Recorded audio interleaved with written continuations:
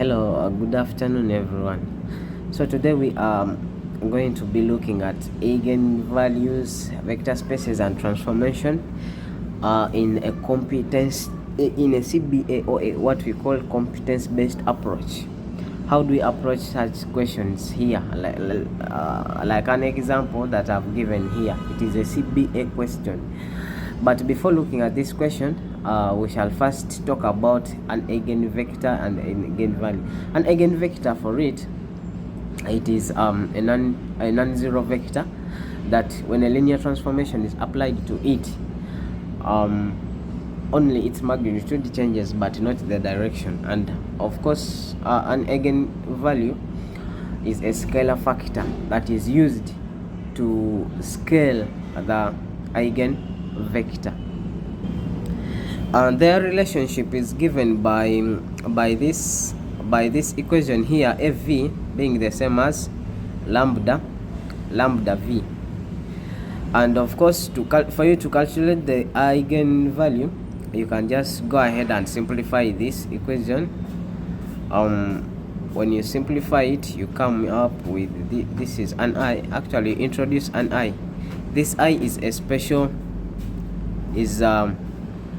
this is the equation, and this I here is a special matrix which has ones on the main diagonal and zeros everywhere.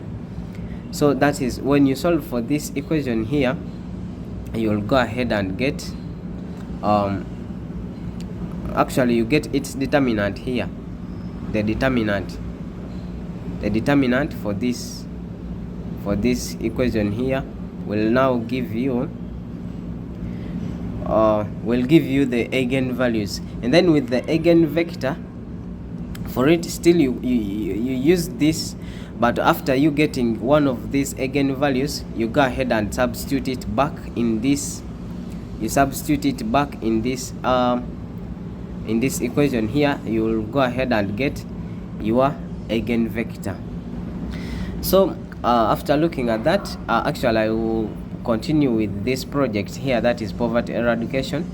So my CBA question will be solving a problem in this area here. Let's say you have an example of this, whereby the Ministry of Community Development is implementing a poverty eradication project in a certain rural area, and this is the initial budget allocation. And then after some few changes, the new budget allocation also came in, actually with these transformations here, and it is given by this transformation vector. And then you are required to represent the initial budget as a column vector and compute the new budget allocation. For you to represent the new budget, the initial budget as a column vector, you represent it in this way. And then to get the new budget allocation, you multiply this initial with the transformation vector, which I did here, and then you go ahead and get this. Of course, you will have some changes due to the redistribution policy that we have seen here. Actually, this redistribution policy is the one that changes this, because this was the initial budget allocation. But then you can go ahead and see that these values here changed. These values here changed after you getting the initial the new budget allocation.